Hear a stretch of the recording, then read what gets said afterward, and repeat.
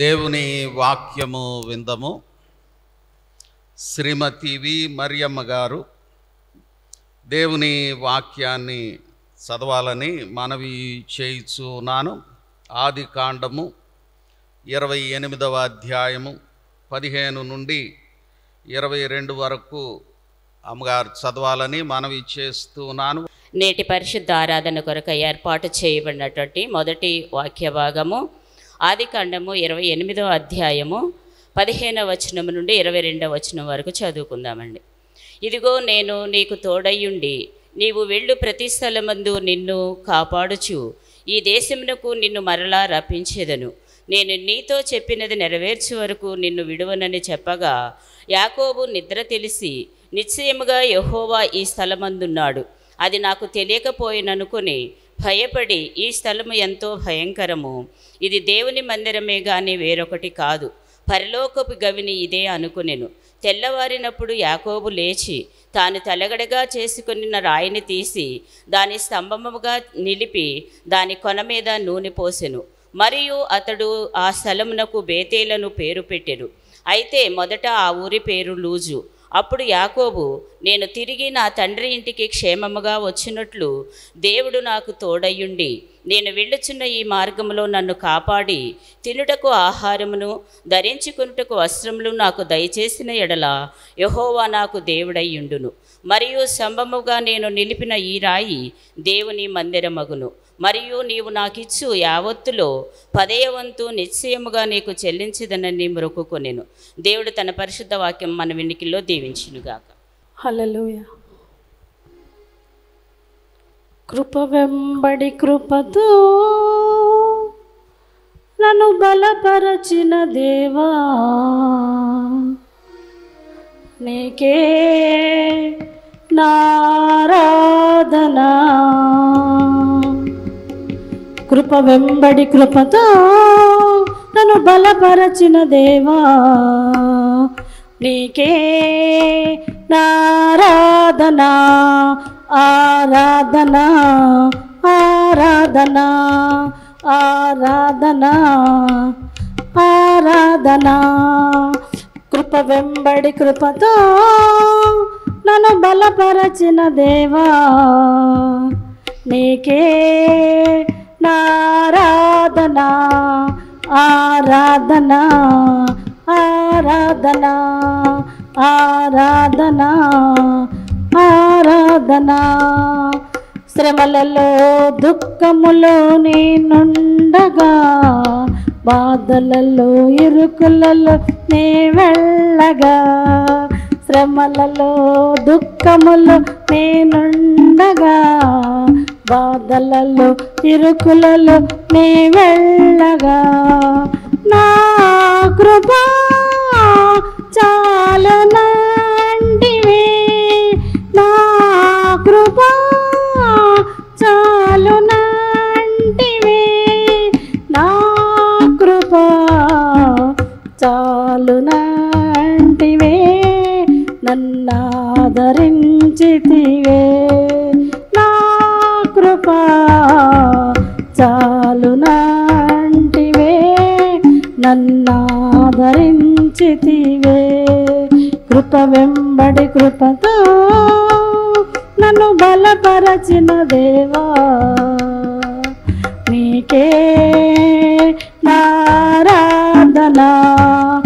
ఆరాధనా ఆరాధనా ఆరాధనా ఆరాధనా. గాఢాంధకారపు లోయలలో నేను సంచరించిన, గాఢాంధకారపు లోయలలో నేను సంచరించిన, ఏ అపాయము రానే రాదు, ఏ అపాయము రానే రాదు, నీ దొడ్డు కరయు దండమును నన్నాదరించెను, నీ దొడ్డు కరయు దండమును నన్నాదరించెను. బలపరచెను కృప వెంబడి కృపతో నన్ను బలపరచిన దేవా నీకే ఆరాధనా ఆరాధనా ఆరాధనా ఆరాధనా ఆరాధనా అన్నా నీకు ప్రార్థించగా ఆమె ప్రార్థన వింటివే అన్నా నీకు ప్రార్థించగా ఆమె ప్రార్థన వింటివే వాగ్దానము చేసిదివే వాగ్దానము చేసిదివే వాగ్దానము చేసిదివే ధైర్యపరచితివే వాగ్దానము చేసితివే ధైర్యపరచితివే కృప వెంబడి కృపతో నన్ను బలపరచిన దేవా నీకే ఆరాధనా కృప వెంబడి కృపతో నన్ను బలపరచిన దేవా నీకే ఆరాధనా ఆరాధనా ఆరాధనా ఆరాధనా ఆరాధనా కృప వెంబడి కృపతో నన్ను బలపరచిన దేవా నీకే ఆరాధనా. హల్లెలూయా. సహోదరి కనమాల సంగీత గారు మత్తయి సువార్త 23వ అధ్యాయము 15 నుండి 22 వరకు వ్రాయబడిన దేవుని వాక్యము చదవలసిందిగా మనవి చేయిచు ఉన్నాను. అందరికీ వందనాలండి.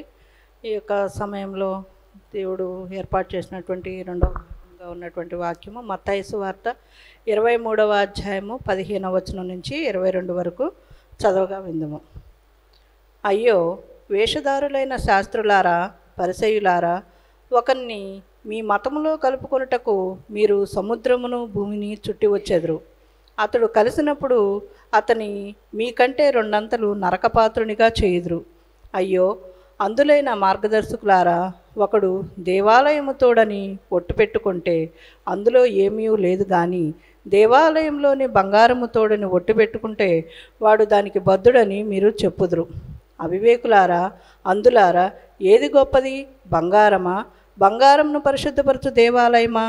మరియు బలిపీఠము తోడని ఒకడు ఒట్టు పెట్టుకుంటే అందులో ఏమీ లేదు, కానీ దాని పైనుండు అర్పణము తోడని ఒట్టు పెట్టుకుంటే దానికి బద్ధుడని మీరు చెప్పుదురు. అవివేకులారా అందులారా, ఏది గొప్పది, అర్పణమా? అర్పణమును పరిశుద్ధపరచు బలిపీఠమా? బలిపీఠము తోడని ఒట్టు పెట్టుకున్నవాడు దాన్ని తోడని దానిపై నుండి వాటన్నిటినీ తోడని ఒట్టు పెట్టుకొనుచున్నాడు. మరియు దేవాలయము తోడని ఒట్టు పెట్టుకున్నవాడు దాన్ని తోడనియు అందులో నివసించు వాని తోడనియు ఒట్టు పెట్టుకొనుచున్నాడు. మరియు ఆకాశము తోడని ఒట్టు పెట్టుకున్నవాడు దేవుని సింహాసనము తోడని దానిపైన కూర్చున్న వాని తోడనియు ఒట్టు పెట్టుకొనుచున్నాడు. దేవుడి పరిశుద్ధ వాక్యాన్ని మన వినికిడిలో దీవించి ఫలింపచేయునుగా. ప్రియ దేవుని బిడ్డలారా, మన మందిరంలో సంఘంలో ప్రభువును ఘనపరుస్తూ ఉన్న శ్రీమతి డాక్టర్ ఎస్తేర్ ఆనందాక్షమ్మ గారు ఈరోజు ప్రేమ విందు స్పాన్సర్ చేస్తూ ఉన్నారు. వారి చెల్లెమ్మ గారి భర్త శ్రీ సురేష్ గారు నిన్న విజయవాడలో ప్రభు సన్నిధికి పిలువబడ్డారని తెలియచెప్పబడింది. డాక్టర్ గారు బహుబలహీనంగా కొంత అస్వస్థతకు లోనైన స్థితిలో ఉన్నారు. డాక్టర్ గారి కొరకు ఆ కుటుంబం కొరకు ప్రార్థన చేద్దాం. మరి సహోదరి శ్రీమతి సుజన్న గారు డాక్టర్ ఎస్తేర్ ఆనందాక్షి గారి కొరకు ప్రభు సన్నిధికి పిలువబడిన వారి మరిది గారి కుటుంబం కొరకు ఆ భూస్థాపన కార్యక్రమాలు, ఆదరణ కొరకు ప్రార్థన చేయాలని మనవి చేస్తున్నాను. అలాగనే జేవి రావు గారి కుటుంబాన్ని ఇటీవల కాలంలో ప్రభు సన్నిధికి పిలువబడిన బిడ్డల కుటుంబాలను జ్ఞాపకం చేసుకోవాలని మనవి చేస్తున్నాను. పిదప శ్రీమతి రూపలత భూషణం గారు వాక్య పఠనం చేయుదురు. ప్రార్థన చేసుకుందామండి. మమ్మల్ని మిక్కిలిగా ప్రేమించిన మా ప్రియ పరలోకపు తండ్రి, మీ ఘననామంకు వెలలేని స్తోత్రాలు చెల్లించుకొనుచున్నాము నాయన.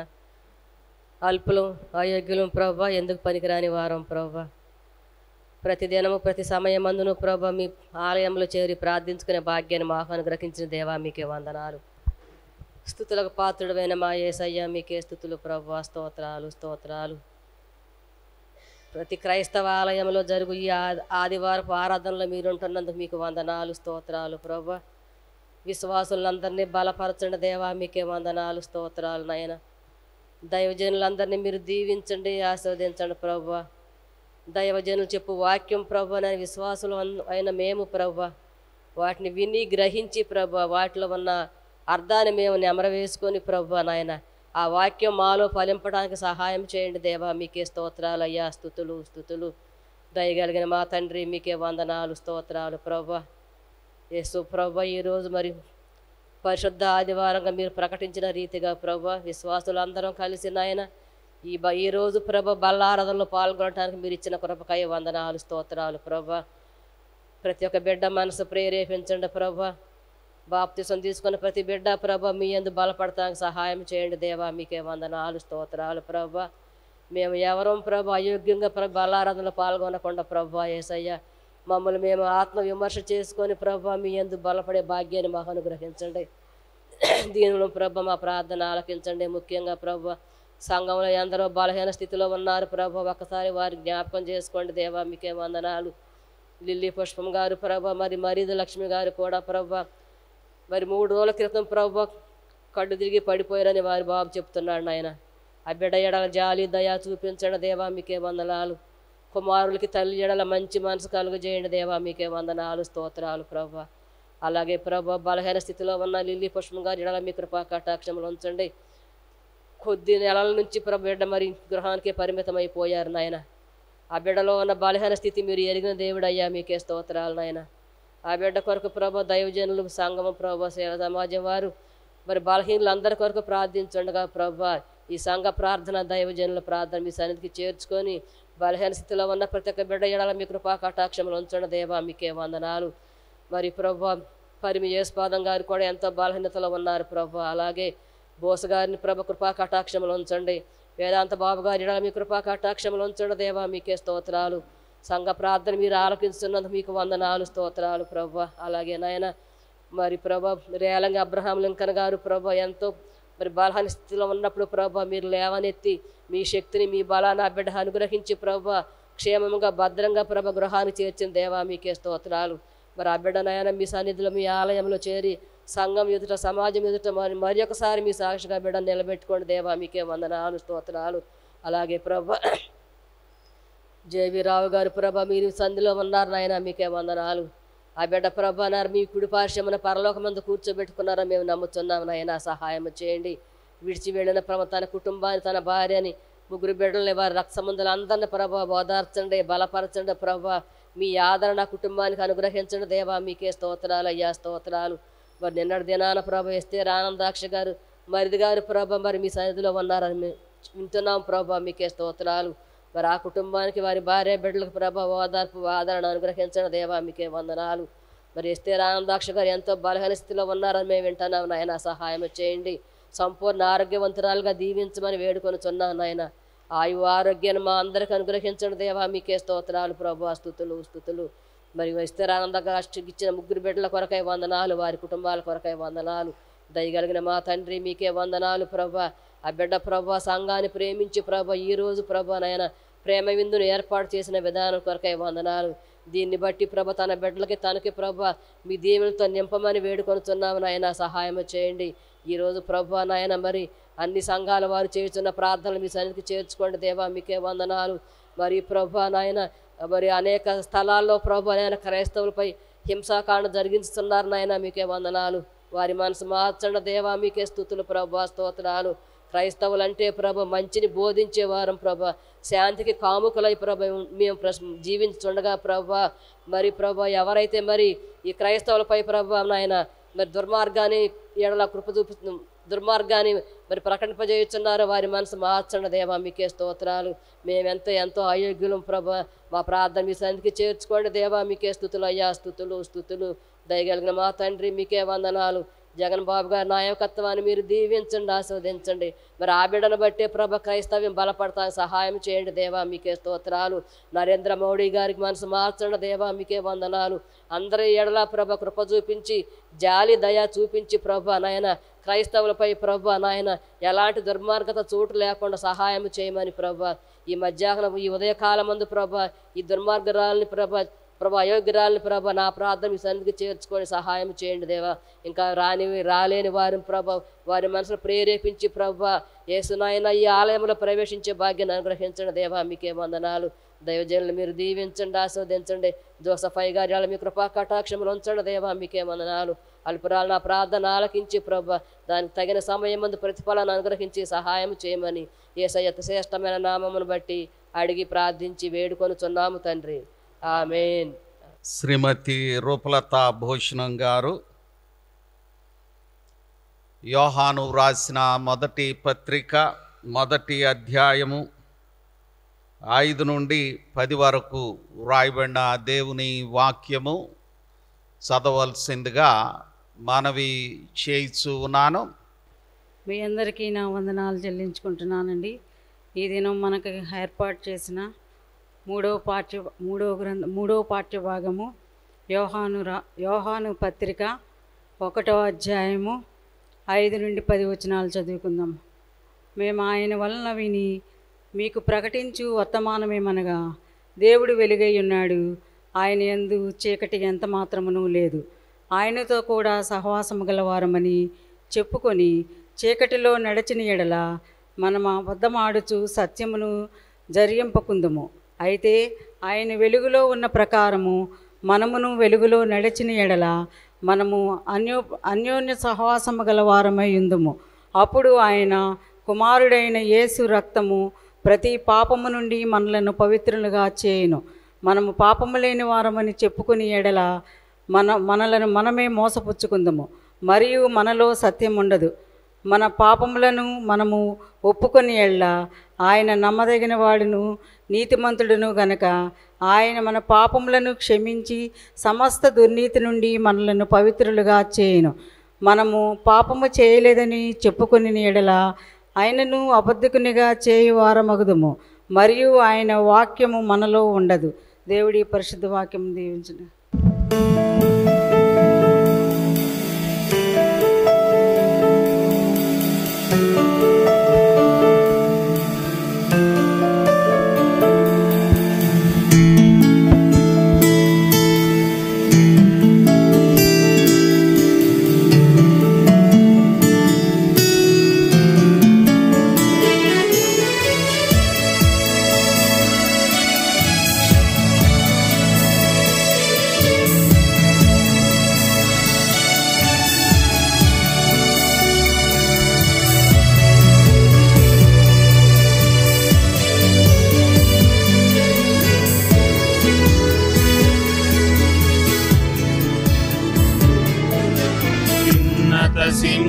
సింహాసనముపై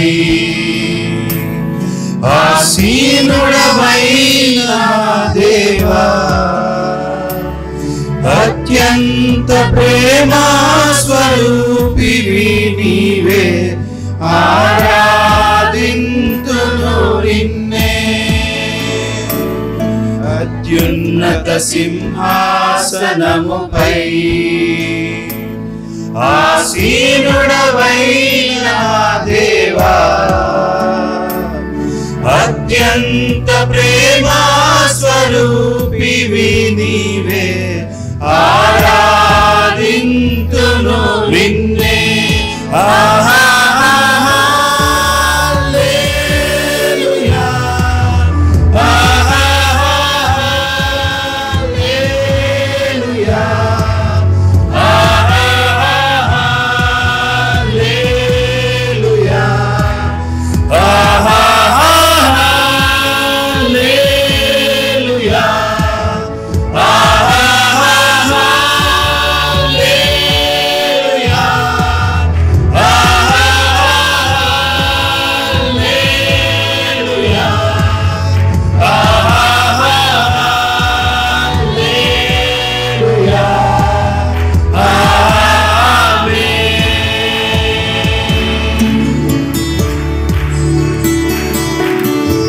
ఆశ్చర్యకరుడా స్తోత్రం, ఆలోచనకర్త స్తోత్రం, బలమైన దేవా నిత్యుడగు తండ్రి స్తోత్రం, సమాధాన అధిపతి నీకే స్తోత్రం.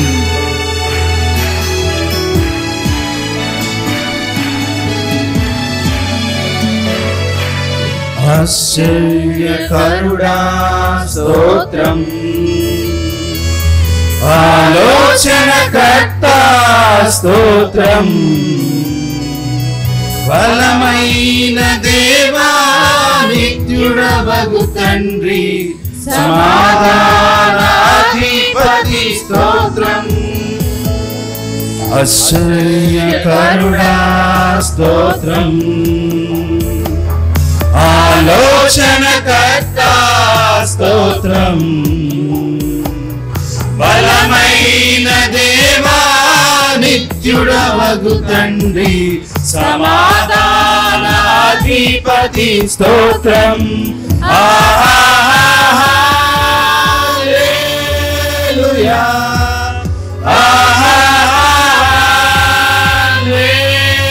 హల్లెలూయా,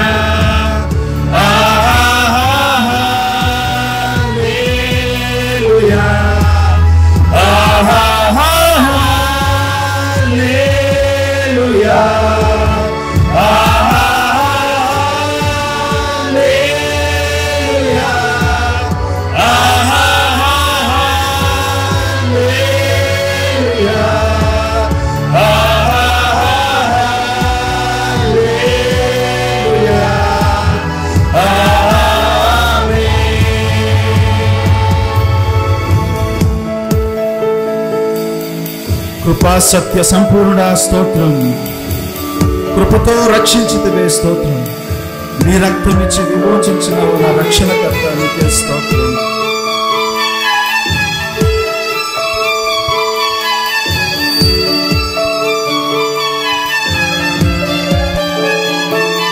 కృపా సత్య సంపూర్ణుడ స్తోత్రం,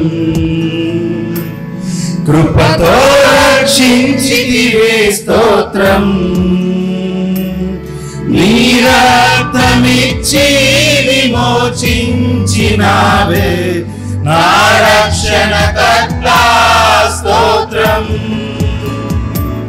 కృపా సత్య సంపూర్ణుడ స్తోత్రం, కృపతో రక్షించితివే స్తోత్రం, నీ రక్తమిచ్చి విమోచించినావే నా రక్షణకర్త స్తోత్రం. హల్లెలూయా,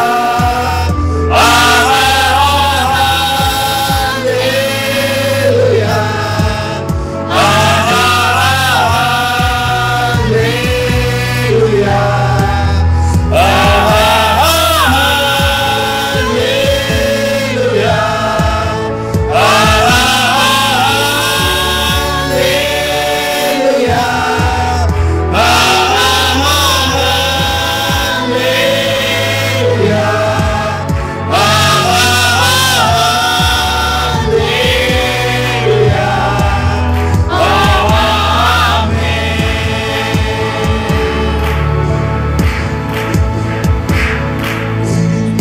మృత్యుంజయుడా స్తోత్రం, మహాగణుడా నీకే స్తోత్రం, మమ్మల్ని కొనిపోవ త్వరలో రానున్న మేఘవాహనుడా స్తోత్రం. ఆమేననువాడ స్తోత్రం, అల్ఫా ఓమేగా స్తోత్రం, అగ్ని జ్వాలల వంటి కన్నులు గలవాడా అత్యున్నతుడా స్తోత్రం. ఆమేననువాడ స్తోత్రం, అల్ఫా ఓమేగా స్తోత్రం, అగ్ని జ్వాలల వంటి కన్నులు గలవాడా అత్యున్నతుడా స్తోత్రం.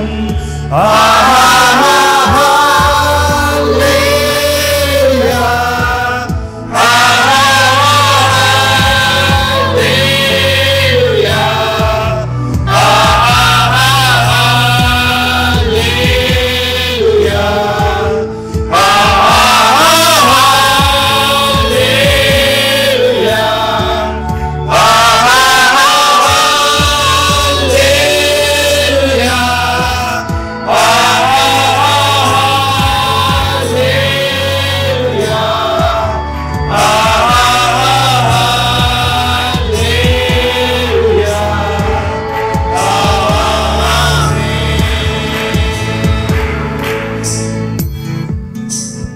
అందమగుని మందిరములో పొందుగా మేము నిన్ను ఆరాధించువారముగా, నిన్ను మహిమపరచువారముగా, నీ వాక్యమును వినువారముగా, నీ వాక్యము ఆస్వాదించువారముగా నా నోటి మాటలు, మా అందరి హృదయ ధ్యానములు నీ దృష్టికి అంగీకారం ఉండలాగున నీ ఆత్మాభిషేకం ఆలయమంతటిలో, నీ వాక్యమంతటిలో అనుగ్రహించుమని యేసు పరిశుద్ధ నామమున అడిగి వేడుచున్నాము తండ్రి, ఆమేన్. దయచేసి కూర్చోనండి. దేవుని యొక్క అద్భుతమైన కృపను బట్టి ప్రభు మనకు తిరిగి ఫిబ్రవరి మాసంలో మొదటి పరిశుద్ధ రోజు ఆరాధన, ప్రభుని ఆరాధించడానికి ఇచ్చిన కృపను బట్టి ప్రభుకి ముందుగా స్తుతులు స్తోత్రాలు చెల్లిస్తున్నాను. ఆరాధనలో పాల్గొనుచున్న ప్రభు యొక్క బిడలు, సోదరి సోదరులకు కూడా ప్రభు యేసుక్రీస్తు నామమున శుభములు తెలియచేస్తున్నాం. దేవుని యొక్క కృపలో గత నెలలో అనగా జనవరి మాసం అంతటిలో ప్రభు మనలను క్షేమంగా కాపాడారు. తిరిగి ఫిబ్రవరి మాసం మనకి ఇచ్చారు. ప్రభు యొక్క కృప ఏంటంటే అందమైన మందిరం ఇచ్చానన్నాడు. దేవుడు సృజించినప్పుడు సృష్టి అంతటిలో మిక్కిలి అందమైన రీతిలో కళాత్మకమైన రీతిలో ప్రభు సృష్టిని సృజించారు.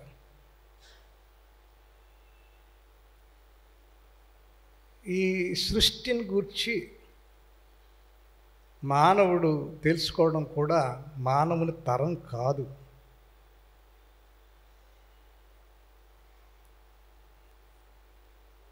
ఈ ఫిలాసఫీలో ఒక ప్రత్యేకమైన సబ్జెక్ట్ ఏంటంటే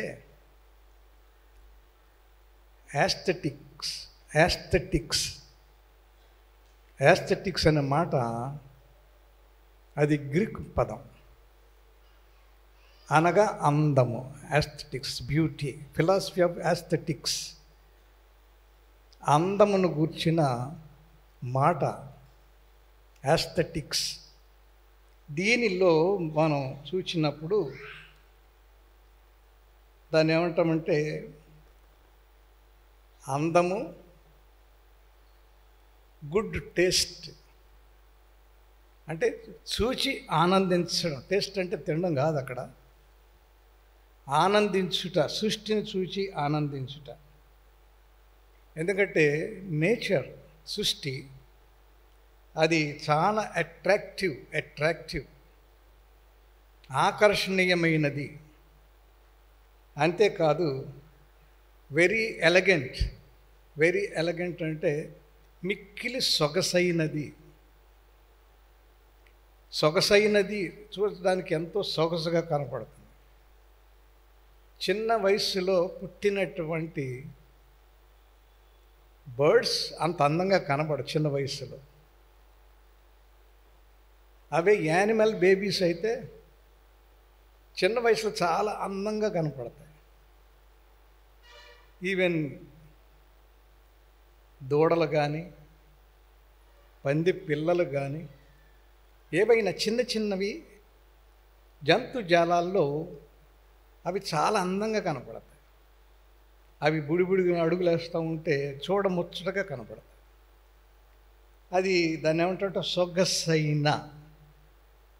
సొగసైన ఎలిగెంట్, సొగసైన అన్న పదం. అలాగనే ఇంకొక పదం ఏంటంటే ఎక్స్క్విసిట్, అంటే సున్నితమైన. కొన్నిసార్లు కొన్ని పుష్పాలు అలా పట్టుకుంటే అవి నలిగిపోతాయి అన్న రీతిలో అంత సున్నితంగా ఉంటాయి కొన్ని పుష్పాలు.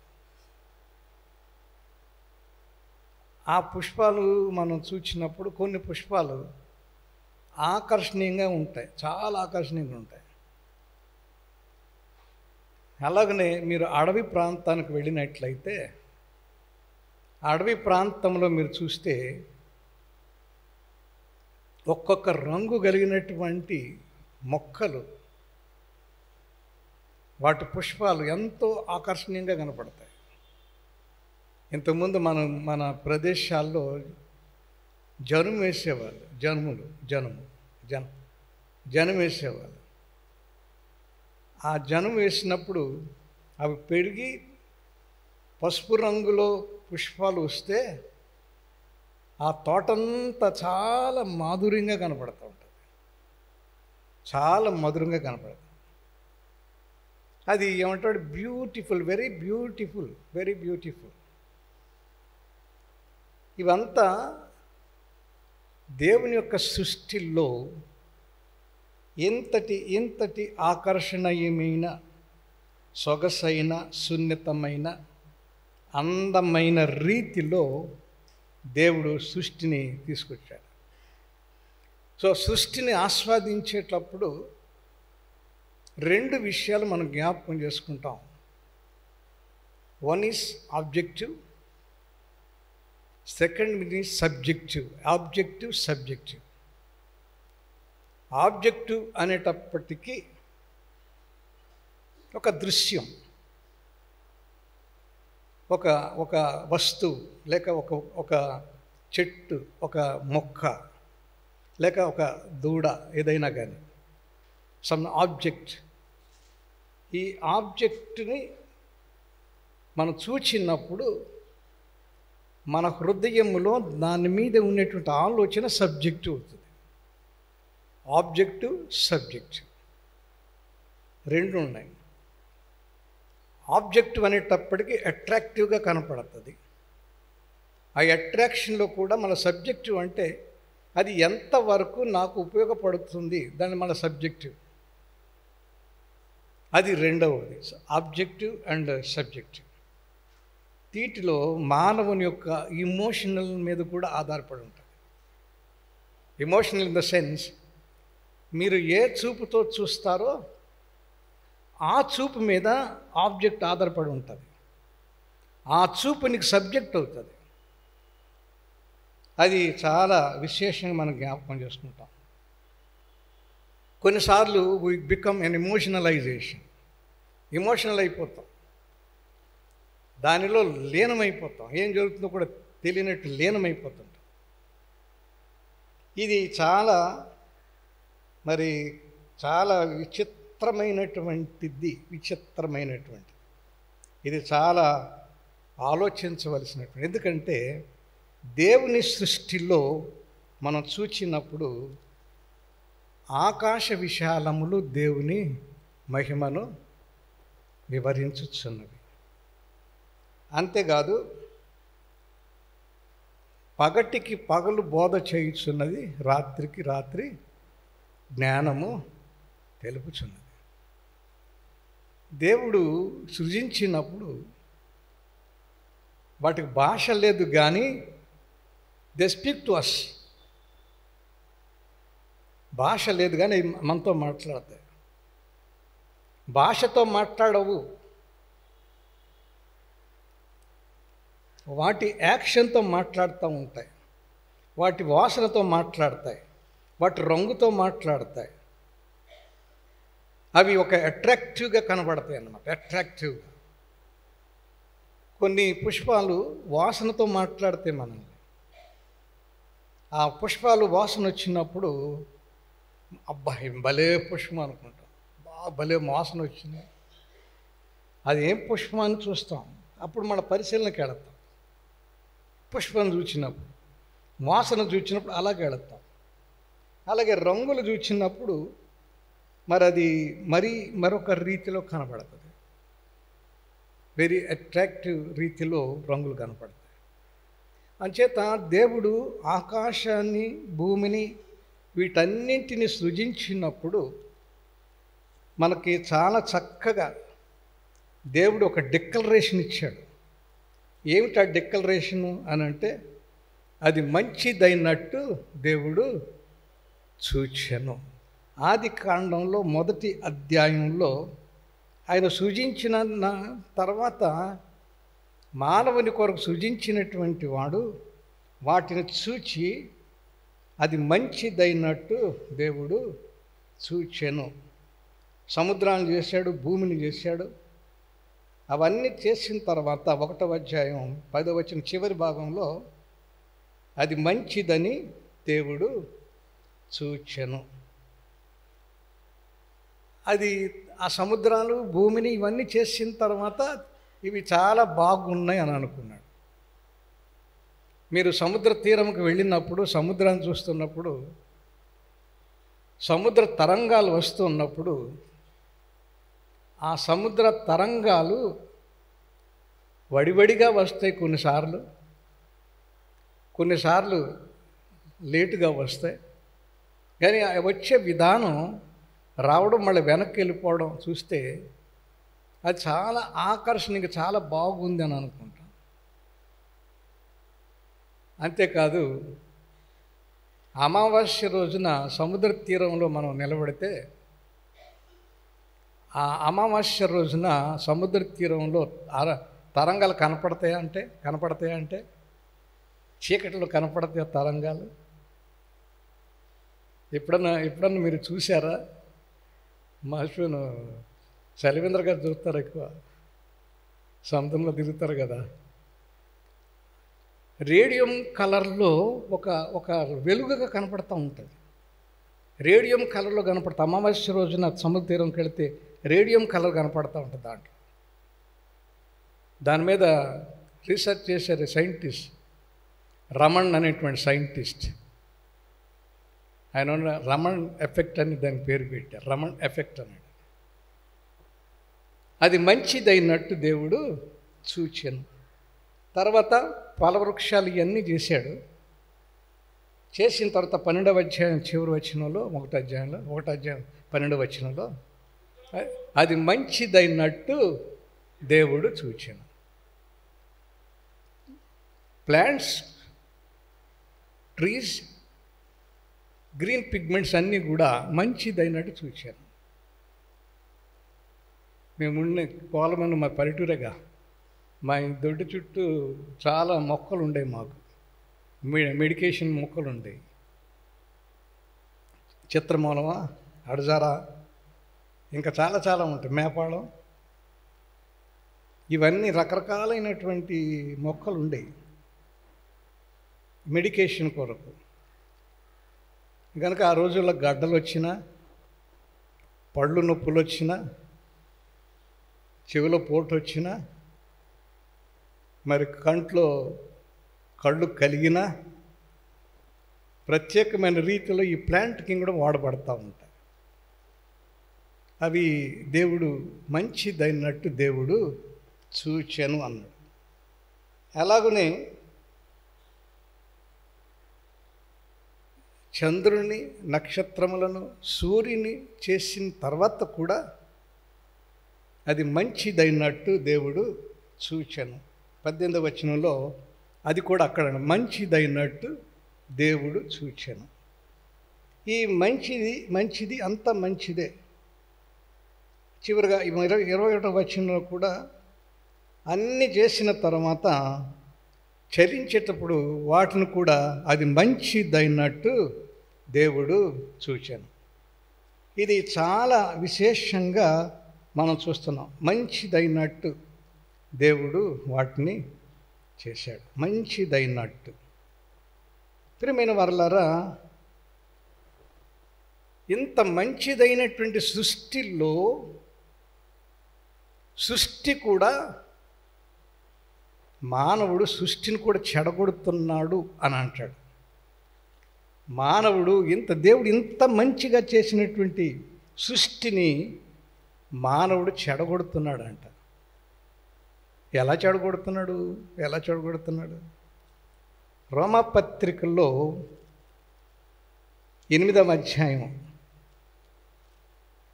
రోమాపత్రిక 8వ అధ్యాయం వచనంలో 19వ వచనం చూద్దాం.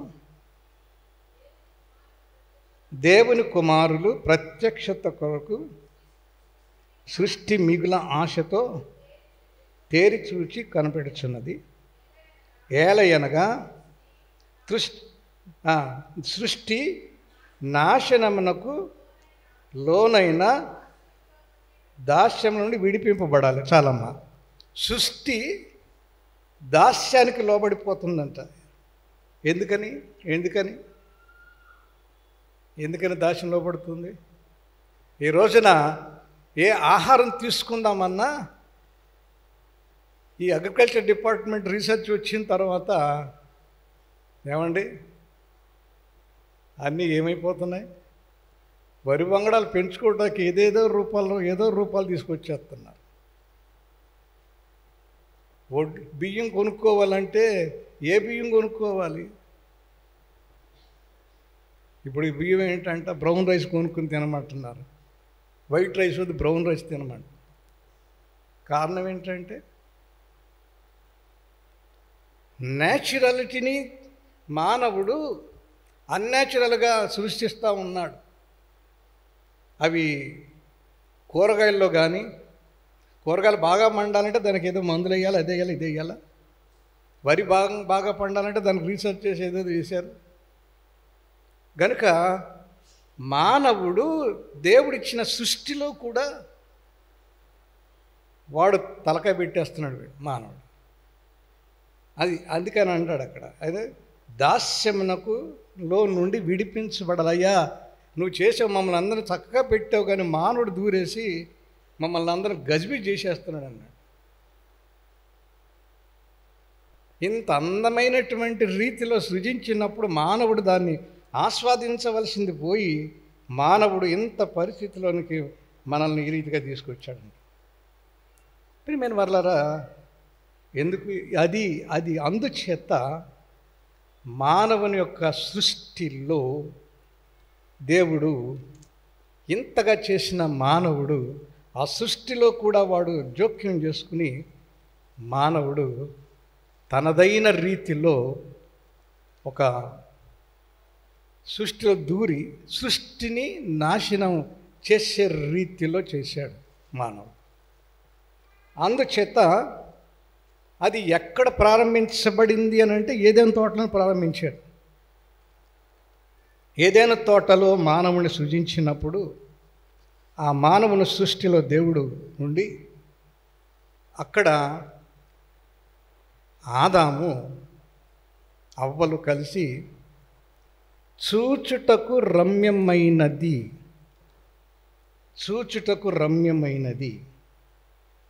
అంతేకాదు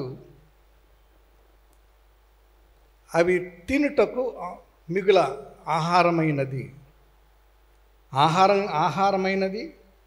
అది రమ్యమైనది. ఈ రెండు కూడా దానిలో ఉన్నవి. కనుక మానవుడు ఎప్పుడైతే దేవుని సృష్టిలో జోక్యం చేసుకున్నాడు, దీంట్లో దాన్ని పట్టుకోవద్దు, దానిలోకి నువ్వు వెళ్ళొద్దు, దాన్ని పట్టుకోవద్దు అన్నాడు దేవుడు. అని అంటే మానవుడు అలాగాదయ్యా, నేను ఖచ్చితంగా పట్టుకోవాల్సిందన్నాడు. అక్కడ ప్రారంభించబడింది మళ్ళా లోకంలోనికి మానవుడు. ఈ అందమునకు లోనైనటువంటి మానవుడు ఈ అందాన్ని చూచి వాడు మనిషి మరల లోకాన్ని సాతాను లోకంలోకి మలిచినటువంటి పరిస్థితి మనం చూస్తాం. అందుచేత ఇక్కడ మనం చూచినప్పుడు ఈ అందమైన పవిత్రమైన రీతిలో మానవుడు ఉండవలసినటువంటి రీతిలో మానవుని యొక్క జోక్యంలో మానవుడు ఆ రీతిగా ప్రవేశించి మానవుడు సృష్టిలోనే ప్రవేశించి తనదైన రీతిలో మానవుడు దేవునికి దూరం అయిపోతూ ఉన్నాడు. ఈ ఆది కాండంలో 3వ అధ్యాయంలో 6వ వచనంలో వాళ్ళు చూచినటువంటిది ఏమిటంటే, స్త్రీ ఆ వృక్ష ఆహారమునకు మంచిదియు కన్నులకు అందమైనదియు, ఆహారమునకు మంచిది, కన్నులకు అందమైనదియు, వివేకమిచ్చు రమ్యమైనది రమ్యమైనది ఉండట చూచినప్పుడు చాలు ఏమన్నది అక్కడ? ఆహారమునకు మంచిది, కన్నులకు అందమైనది, మూడవది వివేకమునిచ్చేటువంటిది, రమ్యమైనది. ఇది మానవుని యొక్క స్థిరత్వాన్ని ఒక్కసారిగా లోకం తట్టు తిప్పి మానవుని డైవర్ట్ చేసింది. అది సాతానుడు చేసినటువంటి పని. ఈ అందం అనేటువంటిది మానవ జీవితంలో చాలా చాలా చాలా విశేషమైనటువంటి అందమైనటువంటి అందం. ఈరోజు మనం జ్ఞాపకం చేసుకుంటున్నాం, యాకోబు తన ఇంటి నుండి వచ్చేటప్పుడు యాకోబు ఆయన చక్కగా దేవుని దర్శనం పొందిన తర్వాత ఆయన దేవుని నుండి ఏం కోరుకున్నాడు? దర్శనం పొందాడు, ఇంటి నుండి వెళ్తూ ఉన్నాడు. ఇంటి నుండి వెళ్తా ఏం కోరుకున్నాడు? ఇందా చదివాం కదా, వాక్యంలో చూద్దాం. 28వ అధ్యాయం 28వ అధ్యాయం ఆది కాండం 20-21 వచ్చిన కలిసి చదువుదాం ఒకసారి. అప్పుడు యాకోబు నేను తిరిగి నా తండ్రి ఇంటికి క్షేమముగా వచ్చునట్లు దేవుడు నాకు తోడయుండి నేను వెళ్ళుచున్న ఈ మార్గములో నన్ను కాపాడి. చూడండి, ఇక్కడ చూడండి, మొదట కాపాడి అన్న పదం ఉపయోగించాడు. రెండో మాట చూడండి, తినుటకు ఆహారమును ధరించుకొనుటకు వస్త్రములను. అక్కడ చూడండి, మొదట ఏమన్నాడు? మార్గములో నన్ను కాపాడి తినుటకు ఆహారమును. రెండో మాట ఏమన్నాడు? ఆహారం అన్నాడు. కాపాడాలా? నాకు బో దొరికితే చాలు అనుకున్నాడు, అన్నం దొరికితే చాలు అనుకున్నాడు. రెండో మాట. మూడో మాట, ధరించుకొనుటకు వస్త్రములను. ధరించుకోవడానికి అన్నం వస్త్రాలు కావాలన్నాడండి. క్షేమం కావాలన్నాడు. ఒక్క నిమిషం. క్షేమం కావాలా? మొదటిది తోడుగా ఉండాలి, నాకు తింటాకి బో దొరకాలి, కట్టుకోటానికి బట్ట దొరికి కావాలన్నాడు. అది చూడండి అన్నాడు. తర్వాత ఏమన్నా కాపాడి నీవు నన్ను మళ్ళీ తిరిగి తీసుకొస్తే ఇక్కడ నేను గుడి కడతానన్నాడు. మొదట వెళ్ళినప్పుడు యాకోబు వెళుతున్నప్పుడు బాగున్నాడు, చాలా మంచిగా ఆలోచన చేశాడు. అక్కడికి వెళ్తే నాకు తిండి దొరికితే చాలు, బట్ట దొరికితే చాలు, దేవుడు తోడే ఉంటే చాలు, క్షేమం ఉంటే చాలు అనుకున్నాడు. తీరా అక్కడికి వెళ్ళిన తర్వాత ఏం చేశాడు? అక్కడికి వెళ్ళగానే, ఆ బావి దగ్గరికి వెళ్ళగానే లాబాను కూతురు కనపడింది, చిన్న కూతురు కనపడింది. ఆ కూతురు కనపడేటప్పటికి ఆయన ఏం చేశాడు చూడండి. అది 29వ అధ్యాయంలో ముందు చూద్దాం ఒకసారి. 29వ అధ్యాయంలో 17-18 వచ్చినారు. జబ్బు కండ్లు కలది రాహేలు రూపవతియు సుందరి అయి ఉండెను. యాకోబు రాహేలును ప్రేమించి చిన్న కుమార్తె అయిన రాహేలు కోసము 7 సంవత్సరములు కొలువు చేస్తాను. చూడండి, అట్రాక్షన్. ఆదాము అవ్వలను ఏది అట్రాక్ట్ చేసిందో ఈ అందము యాకోబుని అట్రాక్ట్ చేసింది. నాకేమన్నాడు? నాకు బో దొరికితే చాలు, బట్టుంటే చాలు, దేవుడుంటే చాలు అనుకున్నాడు. ఇక్కడేమంటున్నాడు? ఇక్కడికి వచ్చి ఈ అందమైన పిల్ల దొరికితే బాగుంటుందండి అనుకున్నాడు. ఈ అందమును ప్రేమించినటువంటి వాడుగా మనం చూస్తున్నాం. అందం దొరికితే, అందమైన పిల్ల దొరికితేనే చాలు అనుకున్నాడు. పూర్వకాలంలో పెళ్లి కూతురు కొరకు తల్లిదండ్రులు వెతికేవాళ్ళట. ఎన్ని జతలు అరగాల? 7 జతలు అరగాలంట. 7 జతలు అరిగితే కానీ పెళ్లి కూతురు దొరకదంట. చిన్నప్పుడు ఒక కథ చదివాను, చిన్న కథ. ఒక వైశ్యుడు ఒక ఆయన తన కొడుక్కి పెళ్లి చేయాలనుకున్నాడంట. పెళ్లి చేయాలనుకుని ఆయా ఊర్లు వెళుతున్నాడంట. వెళ్ళి ఆ రోజుల్లో వైశ్యుల బజారుకి వెళ్ళేవాడట. వైశ్యుల బజారుకి వెళ్ళి సరికి నూనె బియ్యం అని అమ్ముతూ ఉండేవాడట. సరికి నూనె బియ్యం అంటే ఒక లోట బియ్యం కనుక ఇస్తే మీరు లోట నూనె ఇస్తా, లోట బియ్యం ఇస్తే లోట నూనె ఇస్తా. కొన్ని ఊర్లు తిరిగాడట. ఒక ఊరు వెళ్ళిన తర్వాత ఒక వైశ్య బయలుకి పిలిచిందంట. ఏమయ్యా ఏమి ఇవ్వాలన్నా, ఏంటంటే బియ్యం ఇస్తాను, నూనెకి బియ్యంకి తాకానమాట. ఏం చేసింది ఆ వైశ్య బాలిక? వెడల్పాంటి పళ్ళిని తెచ్చిందంట. వెడల్పాంటి పళ్ళిని తెచ్చి బియ్యం పోయమందంట. చిన్న గ్లాస్ అయితేనేమో తల నిండుగా వేసినా కానీ ఎక్కువ బియ్యం రావు. పెద్ద పళ్ళి వేసి దాంట్లో బియ్యం పోయమంటే దాని నిండా బియ్యం వేసాడు. ఆవిడేం చేసింది, ఆ పళ్ళులో అంచులు దాకా ఆయిల్ వేసిందంట. ఎవరు లాభం పొందారు? ఆ పళ్ళులో ఇంత గోపురంగా వేసిన బియ్యం కదా ఎక్కువైపోయింది. దీంట్లో వేసిన నూనె తక్కువైపోయిందంట. అప్పుడు అనుకున్నాడంట, ఈమె తెలివైంది, నా ఇంటికి రావాల్సిన కోడలు అనుకున్నాడంట. ఈ మహానుభావుడు యాకోబు గారు ఎన్ని చెప్పులు అరిగి ఉంటాయి, ఎన్ని సంవత్సరాలు కొలువు చేశాడు? 7 ఏళ్ళు కొలువు చేస్తేనేమో లేయా దొరికింది, మళ్ళీ 7 ఏళ్ళు కొలువు చేస్తే రాహేల్ దొరికింది. ఎన్ని ఏళ్ళు చేశాడు? మొత్తం 14 ఏళ్లలో ఎన్ని చెప్పులు అరిగి ఉంటాయండి?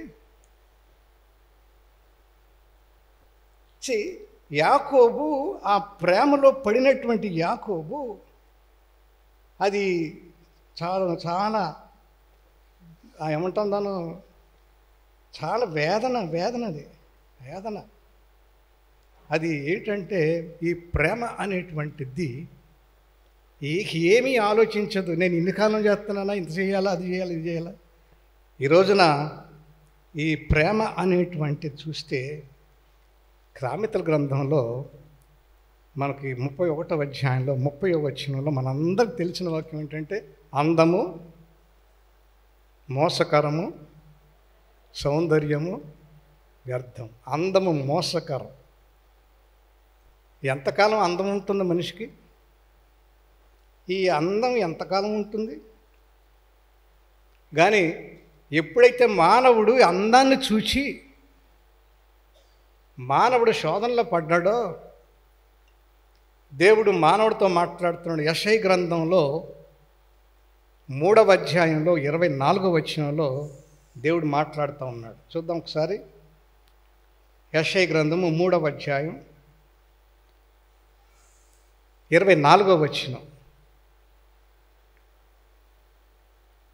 యెషయా గ్రంథము 3వ అధ్యాయం 24వ వచనం. అప్పుడు పరిమళ ద్రవ్యమునకు ప్రతిగా పరిమళమునకు ప్రతిగా మురుగుడు. చూడండి ఏమైపోయింది? ప్రేమించి పెళ్లి చేసుకున్న తర్వాత ఈ రోజున లోకంలో ఎలాగుందంటే, ప్రేమించి పెళ్లి చేసుకున్న మళ్ళీ కొన్ని సంవత్సరాలు, 2-3 ఏళ్ళు అయ్యేటప్పటికి వాళ్ళిద్దరికి వైషమ్యాలు రావడం, విడిపోవడం, చంపుకోవడం, నరుక్కోవడం.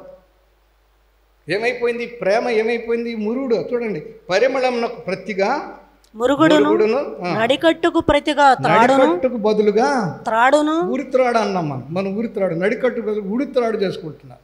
ఊరేసుకుని చచ్చిపోతా ఉన్నాం. మానవుడు అందం వెనకాల పడి ఏమైపోతున్నాడు? మురుగుడు వెళ్ళాడు. తర్వాత త్రాడు, నడికట్టు బదులుగా త్రాడు అన్నాడు. 3వది అల్లిన జడకు ప్రతిగా బోడి తల అయిపోయింది. అంత అయిపోయింది. ఇంకా అప్పటి వరకు నేను ఘరానాకి తిరిగాను, అందరు నన్ను గౌరవించారు, ప్రేమించారు. ఎప్పుడైతే ఈ ప్రేమలో పడిపోయి ఫెయిల్ అయిపోయానో పోలీస్ స్టేషన్ చుట్టూ తిరుగుతున్నాను నేను. ఈరోజు ఉన్నటువంటి సామాజిక పరిస్థితులు యెషయా మాట్లాడుతున్నాడు. ఏమండి? బోడి తలయు. తర్వాత చూడండి, ప్రశస్తమైన పై వస్త్రమునకు ప్రతిగా గోనె పట్టయు. ఏమైపోయిందంట? ప్రశస్తమైన బట్టలు కట్టుకునేవాడు కూడా ఏమైపోయాడట? గోనె పట్ట కట్టుకోవాల్సిన పరిస్థితి వచ్చింది. ఆడు ఫెయిల్ అయిన తర్వాత ఆడు దాక్కుంటాడు, పారిపోతాడు, ఏమైపోతాడో తెలియదు మనకి. ప్రియమైన వారు, లోక ఆకర్షణ ఇంతగా ఉంది లోక ఆకర్షణ. తర్వాత చివరి మాట చూడండి, అందమునకు ప్రతిగా వాతయును ఉండును. వాతయును ఉండును. వాత అన్నాడు. అందమును ప్రతిగా వాత ఉండును. ఇది లోకాన్ని ప్రేమించినటువంటి వారికి వచ్చేటువంటి ప్రతిఫలం ఈ రోజున మనం చూస్తూ ఉన్నాం. ప్రియమైన వారలారా, మరి ఇలా అన్నీ కూడా మనం ఆలోచన చేస్తే సంసోనుని దేవుడు ప్రతిష్ఠించుకున్నాడు. సంసోనుని దేవుడు తన తన తన యొక్క బలమునకు నిదర్శనముగా వాడుకున్నాడు. ఏమయ్యాడు? గాజాకు పోయాడు, అష్కెలోనికి పోయాడు, దెలీలాని ప్రేమించాడు, వేశ్యని ప్రేమించాడు. ఏమైపోయింది? ఉరితాడైపోయింది. కనుక మన జ్ఞాపకం చేసుకుంటున్నప్పుడు దేవుడు మనల్ని అంటున్నాడు, దేవుడు మనతో మాట్లాడుతున్నాడు. కీర్తన గ్రంథంలో ఒక మాట చూద్దాం. 39వ కీర్తనలో 11వ వచనం చూద్దాం ఒకసారి. కీర్తన 39:11. దోషములను బట్టి నీవు మనుషులను గద్దింపులతో శిక్షించినప్పుడు చిమ్మెట కొట్టిన వస్త్రము వలె నీవు వారి అందము చెడగొట్టెదవు. నరులందరూ వట్టి ఊపిరి వంటి వారు. చూడండి, ఇది ఒక ఆత్మీయ భావంలో మనం చూచినట్లయితే ఈ అందం అనేటువంటి దాన్ని మనం చూచి దోషములు చేసేటువంటి పరిస్థితికి వెళ్ళిపోతాం. మనం తప్పులు చేసేటువంటి పరిస్థితికి వెళ్ళిపోతున్నాం. కనుక ఈ రోజున మనం బల్లను సమీపించబోతున్నప్పుడు మనం ఎప్పుడు బల్ల ఏంటంటే మన తప్పులను దిద్ది పరిశుద్ధులుగా చేసేటువంటి బల్ల. ఏ ఆకర్షణీయంతో అయితే మనం వెనకాల పడుతున్నామని వెళ్ళిపోయి మోసపోతున్నామో, ఆర్థికంగా మోసపోయేటువంటి చాలామంది ఉన్నాయి. ఇప్పుడు ఎన్నో యాప్స్ ఉన్నాయంట, 5 యాప్స్ వచ్చినాయి. అప్పు ఇస్తాను తీసుకోండి అంట. అప్పు కట్టలేక చివరికి చచ్చిపోయినటువంటి వాళ్ళు ఉన్నారు. డబ్బు ఆకర్షణీయమైనటువంటి డబ్బులు ఆకర్షణమైపోయినాయి. వ్యాపారం ఆకర్షణీయమైపోయింది. లోకమే ఆకర్షణీయమైన రీతిలో మానవుడు ఉంటున్నాడు. గనుక మన ప్రభువు మనకు ఒక అందమైన మందిరాన్ని ఇచ్చి ఈ ఆకర్షణల నుండి మనం బయటపడడానికి యేసయ్య రక్తము తప్ప మరి ఏది కూడా మనల్ని బయట తీసుకురాలేదు అన్న సత్యాన్ని ఆయన జ్ఞాపకం చేస్తున్నాడు. కనుక ఈ మన జీవితంలో మనం జ్ఞాపకం చేసుకుంటే మరి దేవుడు ఎంతగా మనకు దేవుడు జ్ఞాపకం చేసుకుని మందిరములో మనకి ఆ అందాన్ని కాపాడుకోవడానికి మందిరాన్ని మనకి ఇచ్చాడు దేవుడు అంటాడు. అందమును కాపాడుకోవడానికి ఏదైనా మనం పొరపాటున ఏదైనా చిన్న తప్పు చేసినప్పుడు ప్రభు నమ్మిన తర్వాత కూడా బలను సమీపించాడు. అయ్యా, నేను ఈ తప్పు చేసిన అందం చెడిపోకుండా నా అందాన్ని కాపాడు అయ్యా అని మన పశ్చాత్తాపము కొరకు దేవుడు బలనిచ్చాడు. అది మనం చూస్తే ఆల్రెడీ దేవుడు ముందే చెప్పాడు, నువ్వు తీసుకునేటువంటి ఆహారం కాదు ప్రాముఖ్యమైంది. ఏమిటి ఆహారం చూద్దాం. ద్వితీయోపదేశకాండంలో 8వ అధ్యాయంలో 3వ వచనంలో మనం తీసుకోబోయే ఆహారం ఏంటంట చూద్దాం ఒకసారి. ఆహారం వలనే గాక యెహోవా సెలవిచ్చిన ప్రతి మాట వలన నరులు బ్రతుకుదురని. మాట వలన నరులు బ్రతుకుదురు. ప్రతి మాట వలన నరులు బ్రతుకుదురు. ఏంటంట? ఏది మాట? ఏ మాట వలన బ్రతుకుతాం మనం? ఏ మాట వలన? పరలోకం నుండి దిగి వచ్చిన మన్నా అయిన యేసయ్య ఆయన ద్వారానే మనం బ్రతుకుతాము అన్న సందేశాన్ని మనం జ్ఞాపకం చేసుకుంటున్నాం. అది యోహాను సువార్తలో మనం చూస్తాం. మనందరికీ తెలిసిన వాక్యం అది 6వ అధ్యాయం 36వ వచనంలో, పరలోకం నుండి దిగి వచ్చిన లోకమునకు జీవమునిచ్చు దేవుడిని గ్రహించు ఆహారం. పరలోకము నుండి దిగి వచ్చి జీవమును అనుగ్రహించు ఆహారము యేసయ్య. కనుక యాకోబు చూచాడు, తన అన్నవస్త్రం వరకే పరిమితం అనుకున్నాడు, ఆకర్షణకి వెళ్ళిపోయాడు. ఏమైపోయాడు? 14 సంవత్సరాలు కొలువు చేశాడు. ఇంత అందమైనటువంటి అమ్మాయిని కూడా తిరిగి వచ్చేటప్పుడు ఈ ఊర్లోకి వచ్చి మా ఊర్లో చూపించుకుందామన్న సొంత ఊరికి వచ్చేటప్పటికి మా అమ్మాయి అందం చూపించాలనుకుని ఉంటాడు. మా ఊర్లో ఇంత అందగత్తిని మా ఊర్లో ఎవరూ లేరు, మా అమ్మాయి అందగత్తి, మా నాన్నమ్మ అందగత్తే, అంతకన్నా అందగత్తి నేను తెచ్చుకున్నానయ్యా అని ఆ ఊరు తీసుకెళ్దాం అనుకున్నాడు. ఏమయ్యాడు? ఆ ఊరికి వెళ్ళకముందే దారిలోనే చచ్చిపోయింది అంటాడు. ఏమంటే ప్రియమైన వారలారా, మనం జ్ఞాపకం చేసుకుందాం, ఏది ప్రాముఖ్యం మన జీవితాలు, ఏది ప్రాముఖ్యమైందో మనం ఆలోచన చేయాలి. అందుచేత ఇందాక చదివినటువంటి వాక్య భాగంలో మత్తయి సువార్తల్లో మనం చదివాం 23వ అధ్యాయం. ఒకసారి చూద్దాం. ఒకసారి మత్తయి సువార్తల్లో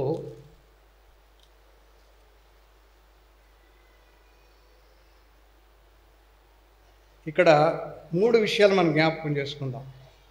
మందిరానికి వచ్చినటువంటి రీతిలో పరిసయ్యులు శాస్త్రులు అక్కడ ఉన్నప్పుడు ఈ మందిరము, ఈ అందమైన మందిరం అనేది చదువుకున్న అందమైన మందిరం.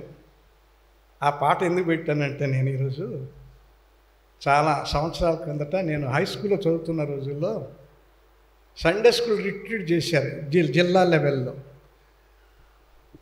సిఎస్ఐ కాంపౌండ్లో షార్కీ స్కూల్లో సండే స్కూల్ పరిచయం పెట్టారు. అక్కడ రిట్రీట్ 1 డే 2 డేస్ రిట్రీట్ పెట్టారు. సిఎస్ఐ బ్యాప్టిస్ట్ అందరం వెళ్ళాం, అందరం కలిసిపోయినాం. అక్కడికి వెళ్ళిన తర్వాత చాలా వాక్యాలు నేర్చుకున్నాం. కానీ ఈ పాట, ఇందాక పాడినటువంటి పాట, ఆ పాట ఎక్కువగా రిపీటెడ్గా బాగా ఉత్సాహంగా పాడడం మొదలెట్టారు. యేసుని నామామృతము కన్నా అందమగు నీ మందిరమున. ఆ పాట ఎలాగెళ్ళిపోయింది, మా మనసులో బాగా అది హత్తుకుపోయింది. మేము తిరిగి వచ్చేటప్పుడు బస్సు ఎక్కాలి కదా, ఏ ఊరు ఏ ఊరు బస్సు ఆ ఊరు బస్సు ఎక్కిన పిల్లలందరం కూడా ఇదే పాట పాడడం మొదలుపెట్టాం బస్సులో, ఎర్ర బస్సులు ఆ రోజుల్లో. ఏంటంటే అంత ప్రభావితం చేసింది పాట 6 దినాల్లో. అది నిజంగా ఆ పాట చూస్తే మందిరము, సండే స్కూల్లో మమ్మల్ని నడిపించిన మందిరము, యవ్వన బిడ్డలుగా ఉన్నప్పుడు నడిపించిన మందిరము, పెద్దవాళ్ళు అయిన తర్వాత మందిరంలో జీవించే విధానం నేర్పించిన మందిరం అంటాడు. అది జ్ఞాపకం చేస్తున్నాడు యేసయ్య. నీ మందిరం ఎంత విలువైనది చూడండి. ఇందాక చదివినటువంటి భాగంలో 17వ వచనం చూద్దాం. 23వ అధ్యాయం 17వ వచనం. అవివేకులారా అంధులారా ఒక్క మాట ఉండండి అన్న. అవివేకులారా అంధులారా, మందిరానికి వచ్చి ఏది ఆత్మీయమైనదో, ఏది సత్యమో, ఏది వాక్యమో అది చూడనటువంటి రీతిలో మనం వస్తుంటామేమో. అంధత్వం. ఏం అంధత్వం? ఏం కనపడుతుంది అంధత్వం? రకరకాల ఆలోచనతో ఇంట్లోకి వస్తున్నాం మందిరానికి. లేక మందిరాన్ని గురించి వాళ్ళు ఇట్లాగే ఏం కట్టు చూస్తామా? వస్త్రాలు చూడటానికి వస్తామా? ఏమి చూడడానికి వస్తాం? రకరకాలుగా వస్తాం. రకరకాల ఆలోచనలు, రకరకాల. ఆయన ఏమన్నాడు అక్కడ చూడండి, ఏమన్నాడు? అవివేకులారా అంధులారా, ఏది గొప్పది? బంగారమా?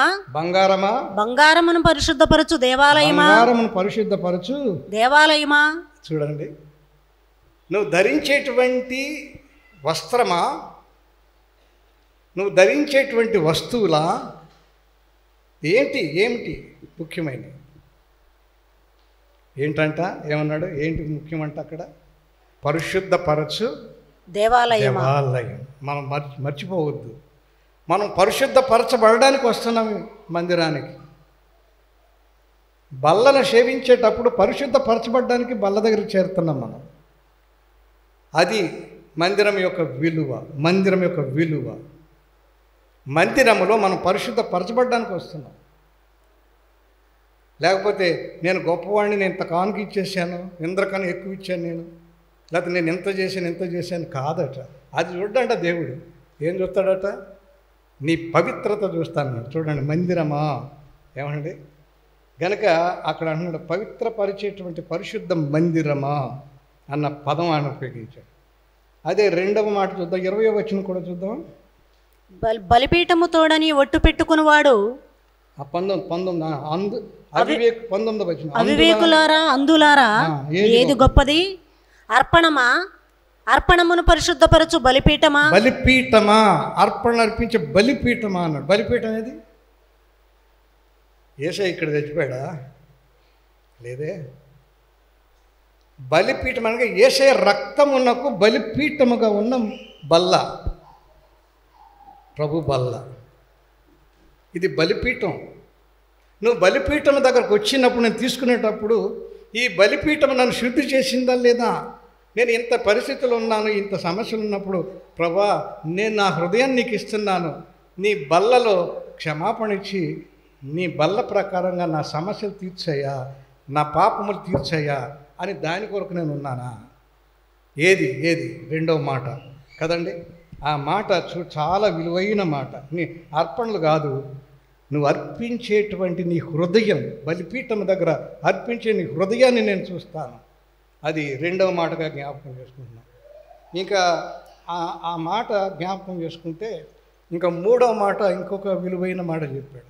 చూద్దాం ఆ విలువైన మాట ఏంటంటే 25, 26 వచనాలు. అయ్యో వేషధారులైన శాస్త్రులారా, పరిసయ్యులారా, గిన్నెయు పళ్ళెమును వెలుపట శుద్ధి చేయుదురు కానీ లోపల దోపుతోనూ అజితేంద్రియత్వముతోనూ నిండి ఉన్నదబ్బా. దోపుడు అంటే మురికి, దుష్టత్వం, దోపి. ఇవి గనక ఏమంటాడు? గుడ్డి వాళ్ళ గిన్నెయు పళ్ళెమును వెలుపట శుద్ధి చేస్తారు కానీ అంతరంగంలో శుద్ధి చేయరాదు. 3 మాటలు మందిరంలో బలిపీఠం దగ్గరకు వచ్చాము. ఈ రోజున ప్రభు సన్నిధిలో ప్రభుని ఆరాధించడానికి వచ్చాం. ప్రభువు నిన్ను అడుగుతున్నాడు, నీ దేని కొరకు వచ్చావు? ఏదేని కొరకు నువ్వు ప్రభు సన్నిధికి వచ్చావు? ప్రభు అడుగుతున్నాడు, ఇదేని కొరకు నువ్వు వచ్చావు? ఈ రోజున నీ బలిపీఠాన్ని చూడడానికి ఎందుకు వచ్చావు నువ్వు? కనుక మనం జ్ఞాపకం చేసుకుందాం. ఈ రోజున ఈ బలిపీఠము మందిరములో అందమైన పవిత్రతను పొందడానికి బలిపీఠాన్ని దేవుడు ఇచ్చాడు. అంతేకాదు ఈ బల్ల మనల్ని శుద్ధి చేయడానికి బల్లని ఇచ్చాడు. మన శుద్ధి చేసుకోవడానికి, మన పాపం ఒప్పుకోవడానికి ఆయన బల్ల ఇచ్చాడు. అలాగనే వాక్య ప్రకారంగా జీవించడానికి ప్రియమైన వాక్యముని ఇచ్చాడు. దినదినము నీ చేతిలో పెట్టాడు, బైబిల్ నీ చేతిలో పెట్టాడు. దినదినము వాక్య ప్రకారం జీవించడానికి చదివి నీ వాక్య ప్రకారం జీవించు. కనుక ప్రియమైన వాక్యాన్ని దేవుడు ఈ రోజున బలిపీఠం మీద నుండి మీకు అనుగ్రహిస్తూ ఉన్నాడు. ఆయన వాక్యము, జీవవాక్యాన్ని ఈ రోజున ప్రభు ప్రచురిస్తూ ఉన్నాడు. మన అందరికీ కూడా వాక్యము యొక్క విలువ ప్రచురిస్తూ ఉన్నాడు. కనుక ఈ పరిశుద్ధమైన ఈ బల్లను సమీపించడానికి మనం జ్ఞాపకం చేసుకోవాలి. చూడండి, ఇంకొక మాట చెప్తాను. ఏంటంటే మన అందరికీ తెలుసును, ఎస్తేరు గ్రంథంలో రాణి అయిన వష్టి, మనందరికీ తెలుసు వష్టి. ఆ స్టోరీ అంతా చెప్పక్కర్లేదు. రాజుగారు రాజమ్మ గారు విందు చేసింది, రాజుగారు విందు చేశారు. విందు చేసినప్పుడు రాజుగారి దగ్గర ఉన్నటువంటి వాళ్ళందరూ అన్నారు, రాణిమ్మ గారు ధరించి కిరీటం పెట్టుకొని రావాలి, మా ముందుకు రప్పించమన్నాడు. రాణిగారు ఏమంది? నేను రాను అంది. నా అందాన్ని ప్రజల కొరకు కాదు నేను చూశాను, నా భర్త కొరకు నా అందం, ఇతరుల కొరకు కాదు నా అందం, నా భర్త అయిన దేవుని కొరకు నా అందం. ఆడంబరంగా జీవించడానికి కాదు. నేను ఆడంబరంగా జీవించి నలుగురిని ఆకర్షించుకోవటానికి కాదు, లేకపోతే ఆడంబరంగా అవేవో దేవునికి ఉన్న కార్యాలు చేసేస్తాను కదా దేవుని దగ్గర నేను నిజమైనటువంటి అందమైనటువంటి సంగమం అంటాను కాదు. ఏమిటి నీది? దృష్టి అందం నా భర్త కొరకే నా అందం, కానీ లోకానికి కాదన్న. మనం జ్ఞాపకం చేసుకుందాం, ఈ బల్ల మనం ప్రభు దగ్గర అందం పొందడానికే కానీ మరొకటి కాదు. మన అందం ప్రభు దగ్గరే. మన అందం ప్రభువులోనే. ప్రభువే మన అందం చూడాలి, ఇతరులు కాదు మన అందం చూడాల్సింది. లోకం కాదు మన అందం చూడాల్సింది. ప్రభు మన అందం చూడాలి. నా హృదయం చూడాలి, నా మనసు చూడాలి, నా ఆలోచన చూడాలి. నేను మందిరానికి ఎందుకు వచ్చాను, యేసయ్యను ఆరాధించడానికి ఎందుకు వచ్చాను, ఏం చూడాలా దేవుడు? ఏమి చూడాలా? మనల్ని దేవుడు చూడాలి, మన మనసును చూడాలి. అందుచేత ఈరోజున బలను సమీపించబోతున్నాం. మరి బలలో సమీపించే ముందు ఈరోజు మనం తప్పనిసరిగా జ్ఞాపకం చేసుకుంటాం. ఏం జ్ఞాపకం చేసుకుంటాం అంటే, ఆ ప్రభు సన్నిధికి వచ్చినప్పుడు ఇందాక చదివిన వాక్యం మొదటి యోహాను పత్రికల్లో మనం ఒక వాక్యం చదువుదాం. మొదటి యోహాను పత్రిక 1వ అధ్యాయం. మొదటి యోహాను పత్రిక 1వ అధ్యాయం 8వ వచనం చూద్దాం ఒకసారి. మనం పాపము లేని వారమని చెప్పుకుని ఎడల మనలను మనమే మోసపుచ్చుకొందుము. అబ్బా, నిజమండి ఆ మాట. నేను ధైర్యంగా నేను చెప్పలేను. నేను పాపం లేనివాడని నేను చెప్పలేను. మానవ మాత్రులు ఎవరూ చెప్పలేరు. ఒక యేసే మాత్రమే నాలో పాపం లేదని చెప్పగలిగిన సమర్థుడు ఆయన ఒక్కడే. ఏ మానవుడు కూడా పరిశుద్ధుడని చెప్పడానికి లేదు. ఏదో ఒక విషయంలో మనం దేవునికి దూరంగా ఉంటాం. ఇతరులను ప్రేమించే విషయంలో, ఇతరులకు ఇచ్చే విషయంలో, ఏదైనా ఎవరైనా అడుగుతున్నప్పుడు మన ఉంటి కూడా లేదని చెప్పే విషయంలో కూడా. కనుక పాపము లేని వారు ఎవరూ లేరు లోకంలో, యేసయ్య తప్ప. అంచేత పాపము లేని వారమని చెప్పుకోవద్దు. ఏమండి? చెప్పుకునేట్లా ఏమన్నాడు అక్కడ? మనలను మనమే మోసపుచ్చుకొందము మనలో. అది సత్యముగా మనం బలను సమీపించక ముందు సత్యంగా ప్రభు దగ్గర మనం ఒప్పుకో, అయ్యా నేను ఈ పాపం చేశాను, ఈ తప్పు చేశాను, క్షమించయ్యా అని మనం జ్ఞాపకం చేసుకుందాం. ప్రియమైన వాళ్ళారా, ఈ బల్ల మన అందాన్ని తీసుకొచ్చే బల్ల. అందం చూచి ఆదాము అవ్వలు మనల్ని అందరం జడగొట్టారు. యాకోబు అందం చూసి అందాన్ని ఆస్వాదించలేకపోయాడు. కానీ యేసయ్య అందాన్ని చూచి, ఆయనలో పవిత్రతను చూచి మనం ఆస్వాదించగలిగినటువంటి వారంగా ఉన్నాం. ఈరోజు మరొక విషయం చెప్పి ముగించేస్తాం. ఒకటి ఏంటంటే, యవనస్తులు మందిరములో దీవించబడి యవనస్తులు కమిట్మెంట్తో లోకములు జీవించాలి అనేటువంటిది. ఎందుకంటే ఈ రోజున వచ్చేటువంటి సదుపాయాలు, టెక్నాలజీ మొదలైనవన్నీ కూడా ఆకర్షణీయమైన రీతిలో బిడ్డలు ఈ ఫేస్బుక్ అనో లేకపోతే ఏదో బుక్లో ఉన్నాయి కదా, వాటిలో పడిపోయి ప్రభువుని నెగ్లెక్ట్ చేస్తున్నారు. కానీ రేపు వచ్చే తరములో మీరు పెద్దవాళ్ళే పెళ్ళిళ్ళు చేసుకున్న తర్వాత మీ బిడ్డలకు మీరు ఏమి నేర్పిస్తారు? లోకం నేర్పిస్తారా? ప్రభు నేర్పిస్తారా? కనుక మారిపోయింది సమాజం. ఒకప్పుడున్న సమాజం ఈ రోజున లేదు. నిన్నటి సమాజం నేడు లేదు.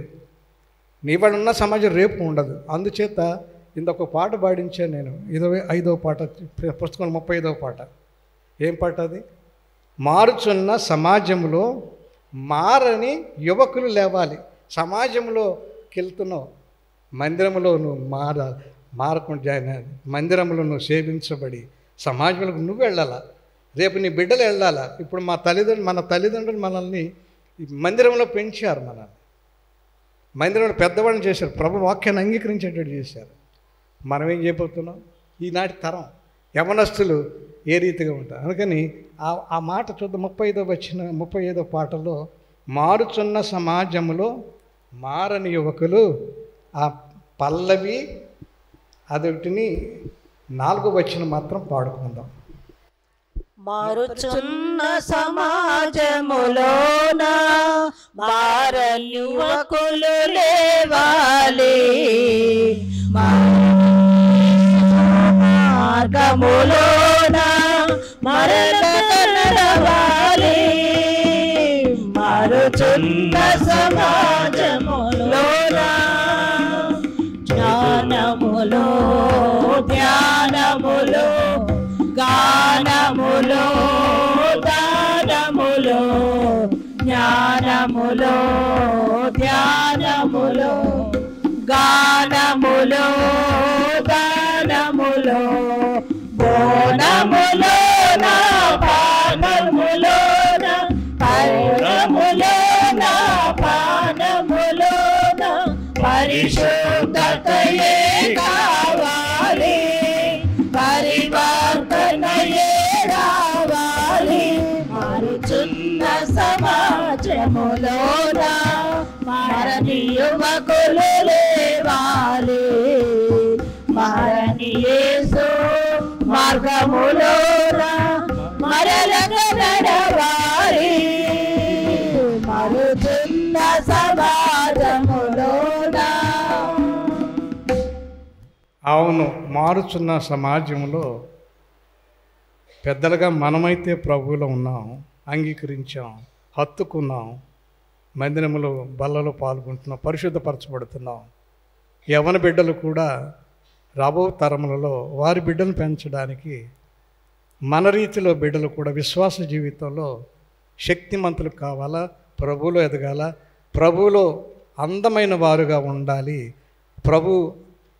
ప్రభువుకు సమర్పించుకుని అందమైన రీతిలో జీవించడానికి ప్రభు జ్ఞాపకం చేసుకునే యవ్వన సమాజం. మన మందిరంలో కొంచెం యవ్వన లోటు ఉంది కనుక మరొకసారి యవ్వన బిడ్డల కొరకు జ్ఞాపకం చేస్తున్నాను. పవిత్రపరచబడదాం, మందిరంలో దీవించబడదాం, దేవుని వాక్యం హత్తుకుందాం. సమాజం వెలుపుట ప్రభువుని ప్రకటించడానికి దేవుడు కృప చేస్తాడు. మనం కూడా ప్రభువులో అందము తీర్చిదిద్దబడిన మన అందమును ప్రకటించడానికి, ప్రభు యొక్క అందమును ప్రకటించడానికి ప్రభు తన సేవలో మనల్ని అందరిని వాడుకోవడానికి దేవుడు తన కృప దయచేయను గాక. తల వంచి ప్రార్థన చేసుకుందాం. దయగల తండ్రి, ప్రేమల దేవ, అందంగా సృష్టించావు, కానీ మేమే అందమునకు తూట్లు పొడిచాం. ప్రభా, అందమునకు లోనైపోయి మమ్మల్ని మేమే నాశనం చేసుకున్నాం, సృష్టిని కూడా నాశనం చేస్తున్నా జ్ఞాపకం చేసాం. గనుక తండ్రి, నీ కృపలో నీ బలను సమీపిస్తున్నప్పుడు మేము తిరిగి మా అందాన్ని తీర్చిదిద్దుకొని నీలో మరింత అందమును పొందులాగున కృప అనుగ్రహించమని, వాక్యమైన ప్రతి బిడ్డను పేరు పేరున దీవించి ఆస్వాదించమని యేసు పరిశుద్ధ నామమున అడిగి వేడుచున్నాను తండ్రి. ఆమేన్. దేవుడు మిమ్మల్ని దీవించును గాక.